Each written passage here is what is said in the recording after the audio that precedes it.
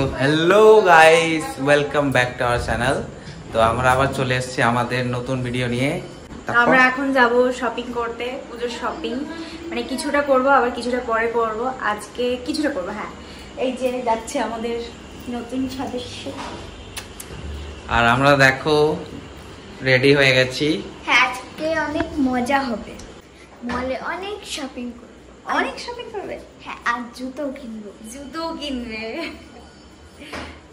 যাচ্ছে এখন বাজারে, আর ওইদিকে দাঁড়িয়ে আছে আমার দিদুন, আর আমরা আলাদা যাব স্কুটিতে, আর মারা যাবে হচ্ছে হেঁটে, আর মাসি এদিকে রেডি।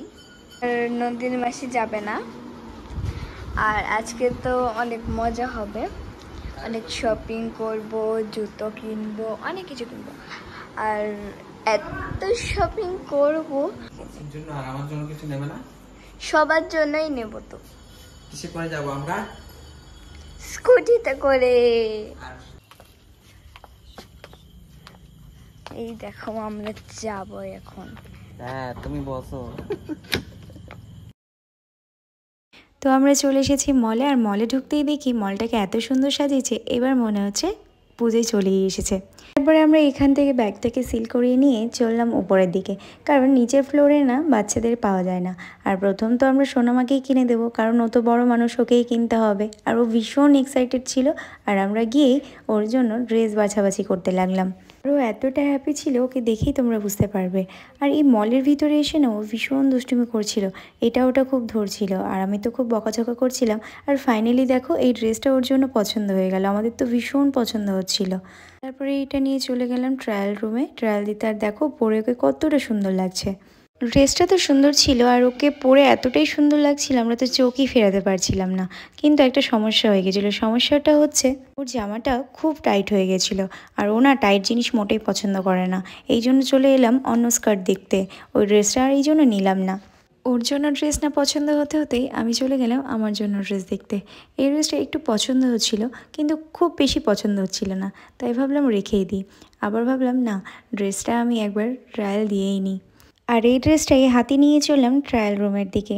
তো ভাবলাম ট্রায়াল রুমে ঢোকার আগে আর একটা দুটো ড্রেস আমি হাতে করে নিয়ে যাই, নাহলে কতবার ঢুকবো আর বেরোবো বলো। এই জন্য আমি এই পিঙ্ক কালারের ড্রেসটা পছন্দ করে নিলাম, আর এই ড্রেসটা আমার ভীষণ পছন্দ হচ্ছিল। ওই ড্রেস দুটো পরার পরে আমার কোনোটাই ফিটিংস হলো না, তাই ভাবলাম আর একটু ঘোরাফেরা করে অন্যদিকে দেখে নিই।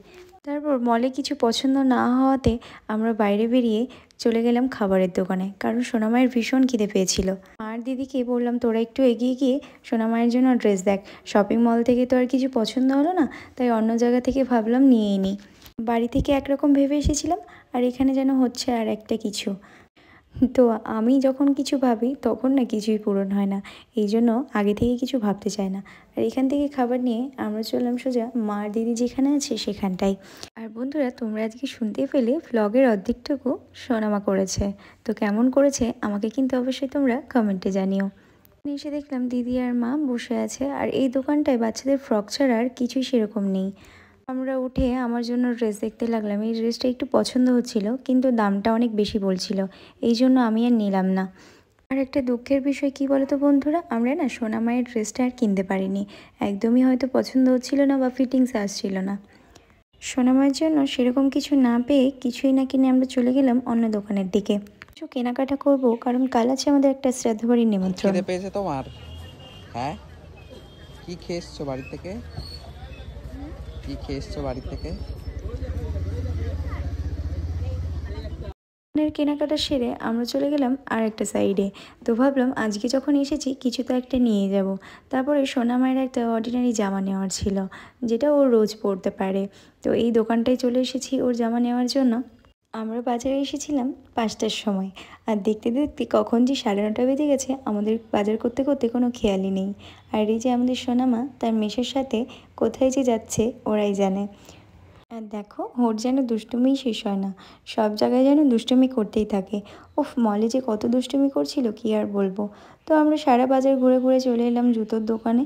তো এখানে মারা একটু বসেছে, অনেকক্ষণ হাঁটাহাঁটি হয়েছে, মা একটু ক্লান্তও বোধ করছে। আর আমরা যখন থেকে এসেছি তখন থেকেই যেন এদিক করছি একবার, ওদিক করছি একবার, কিছুই যেন আর পছন্দ হয় না। বাজারে এলেই যে কেন এরকম হয় বুঝে পায় না। দূর থেকে কোনো একটা জিনিস ঠিক পছন্দ হয়ে যায়, কিন্তু কাছে গেলেই যেন ভালো লাগছে না, কেমন যেন এরকম মনে হয়। আর কার কার এরকম হয় তোমরা কিন্তু অবশ্যই কমেন্টের মাধ্যমে জানিও। আর আমি আমার জন্য এই ব্ল্যাক কালারের জুতোটা পছন্দ করেছিলাম, কিন্তু আমার যেটা পছন্দ হবে সোনামাকে সেটা তো পরতেই হবে। এই জুতোটা আমার পছন্দ হয়েছিল, কিন্তু সামনে ওই কার্টুনটার জন্য আমি জুতোটা আর নিলাম না। মনে হচ্ছিল যেন কার্টুনটা আমার জন্য নয়, ওটা সোনা মায়ের জন্যই। এই জন্য জুতো না নিয়েই আমরা জুতোগুলোর ডিজাইন কিছু কিছু দেখছিলাম। তো আমার কিছুই, কোনো জুতোই আমার পছন্দ হচ্ছিল না। একবার এই দোকান একবার ওই দোকান করেই যাচ্ছিলাম।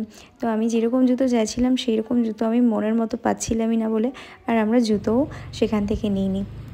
সারা বাজার ঘুরে আমরা কিছুই না কিনেই চলে যাচ্ছি বাড়ির দিকে।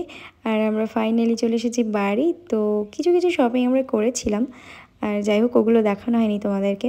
তো কেমন লাগলো আমাদের এই ব্লগটা তোমরা কিন্তু অবশ্যই কমেন্টে জানিও। সবাইকে টাটা, সবাই ভালো থেকো।